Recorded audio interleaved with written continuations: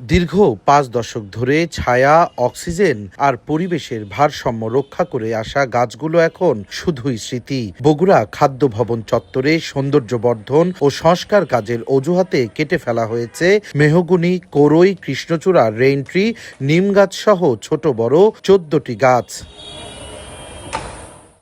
সরকার যখন দেশব্যাপী ব্যাপক বৃক্ষরোপণের উদ্যোগ নিয়েছে, তখন সরকারি একটি দপ্তরেই পুরনো গাছ কাটার ঘটনায় নানা প্রশ্ন দেখা দিয়েছে।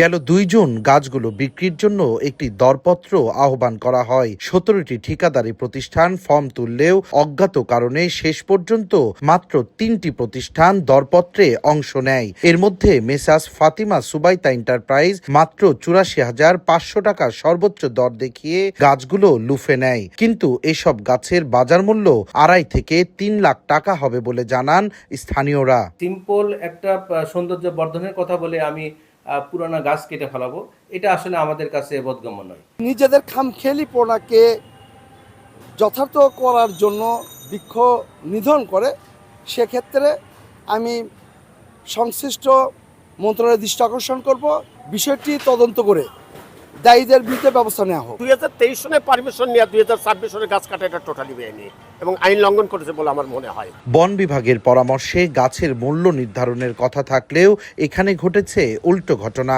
3 বছর আগেরকার যে মূল্যায়নটা আছে, এই বিষয়টা যেহেতু রিসেন্টলি তাদের কমিটির মাধ্যমে এই বিষয়টা বিক্রির বিষয়টা স্থির হয়েছে, সেখানে কি রেজলিউশন হয়েছে এই বিষয়টা আমাদেরকে পরবর্তীতে জানানো হয়নি। আমাদেরকে প্রতিনিধি চেয়েছিল, আমরা একজন প্রতিনিধিকে দিয়েছি। খাদ্য বিভাগের দাবি, বিধি মেনেই সব প্রক্রিয়া সম্পন্ন হয়েছে। বন বিভাগ সম্পূর্ণ দাম দেখে সরেজমিনে এসে দাম নির্ধারণ করে।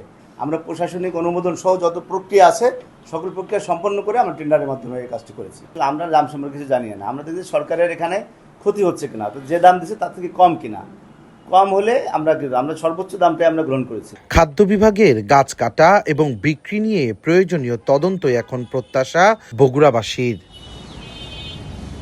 সঞ্জু রায়, দেশ টিভি, বগুড়া।